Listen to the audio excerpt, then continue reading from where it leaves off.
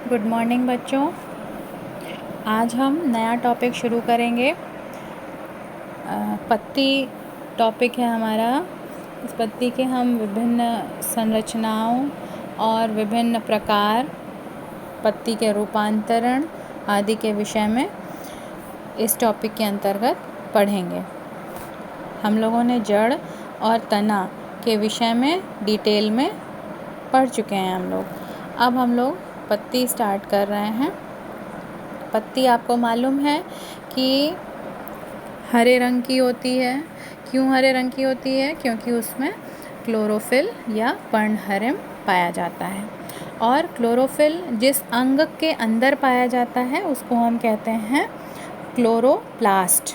ठीक है। और ये आपको पता है कि पत्ती जो है वो तने पर निकली हुई शाखाओं पर पाई जाती है। तो इसको हम कहते हैं पार्श्वीय उपांग। पार्श्व का मतलब होता है साइड में। ठीक है। आपको पता है कि पत्तियां जो हैं वो तने के साइड में जो शाखाएं निकली होती हैं अगल बगल से, वहाँ पर पाई जाती हैं। फिर इनके कक्ष में कलिकाएं पाई जाती हैं। जैसे कि अगर आपको डायग्राम से दिखाना हो, को पता है कि ये तना है, जैसे इस तने पर ये शाखाएं हैं और इन शाखाओं पर पत्तियां निकली होती हैं। ठीक है। तो और कहा जा रहा है कि इनके कक्ष में, तो कक्ष का मतलब बच्चों यहाँ पर है ये पत्ती की जो ये डंठल है और ये जो शाखा है, इस शाखा के बीच का ये जो स्थान है। ठीक है। इसके अलावा हम तना और शाखा के बीच में जो ये वाला स्थान है इसको भी हम कक्ष कहते हैं। ठीक है। तो यहीं पर जब कोई कलिका निकलती है तो उसको हम कहते हैं कक्षस्थ कलिका। फिर नेक्स्ट हमारा पॉइंट है कि पत्तियां जो हैं इनकी उत्पत्ति बहिर्जात होती है।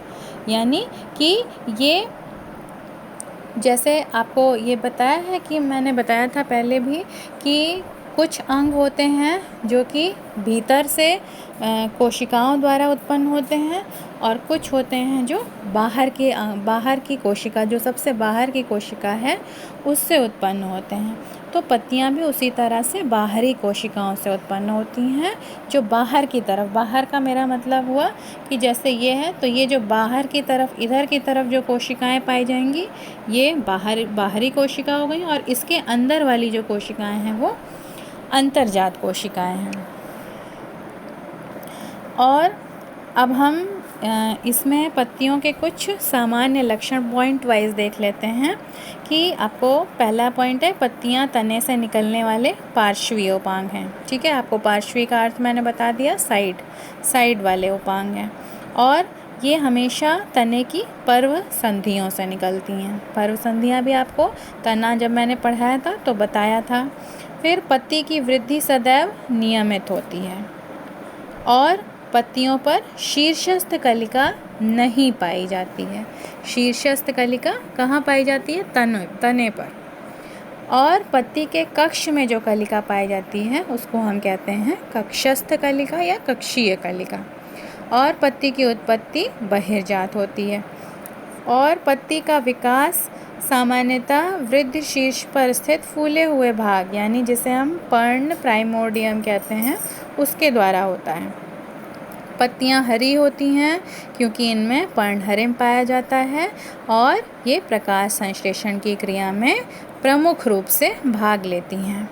पत्तियों का जो भाग होता है, अगर हम पत्ती के भाग के विषय में पढ़ें क्या क्या पार्ट्स पाए जाते हैं, तो वो हैं पर्ण आधार। पर्ण आधार का मतलब हो गया, जैसे सपोज़ ये पत्ती है तो ये जो पत्ती का पूरा हिस्सा है, ये वाला जो पूरा आपको चपटा सा हिस्सा दिखाई पड़ता है उसी को हम कहते हैं और एक मिनट आपको इस एक डायग्राम से मैं पहले बता देती हूँ। जैसे सपोज़ ये एक पत्ती है। ठीक। तो इस पत्ती में हम देखते हैं ये जो इसकी डंठल होती है इसको हम कहते हैं पर्णवृंत। वृंत का मतलब उसका डंठल। फिर पर्ण आधार। आधार का मतलब जिस पार्ट से ये, जिस भाग से, यानी ये वाला पोर्शन जहाँ से पर्णवृंत और पत्ती का ये जो मुख्य हिस्सा है वो आपस में जुड़े होते हैं, उसको हम कहते हैं पर्ण आधार। इसके बाद आता है पर्णफलक।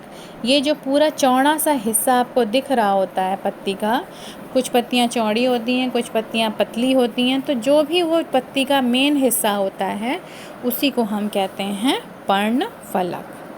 ठीक है। और कभी कभी पर्ण आधार से यानी कि इस स्थान से कुछ कांटे जैसी संरचना भी कुछ कुछ पौधों में निकली होती हैं, इसको हम अनुपर्ण कहते हैं। और इसी पर्णफलक पर आपको ढेर सारी शिराएं भी दिखाई पड़ती हैं। शिरा का मतलब क्या हुआ? जो इस तरह से आपको ये संरचनाएं दिखाई पड़ती हैं, इसको हम क्या कहते हैं? शिराएं। इसमें से ये जो बीच में मेन शिरा निकली होती है इसको हम कहते हैं मध्य शिरा, और जो ये साइड में निकली होती हैं ये सब छोटी महीन शिराएं कहलाती हैं। तो और ये हो गया बच्चों पत्ती के सामान्य लक्षण और पत्ती का भाग। ठीक है।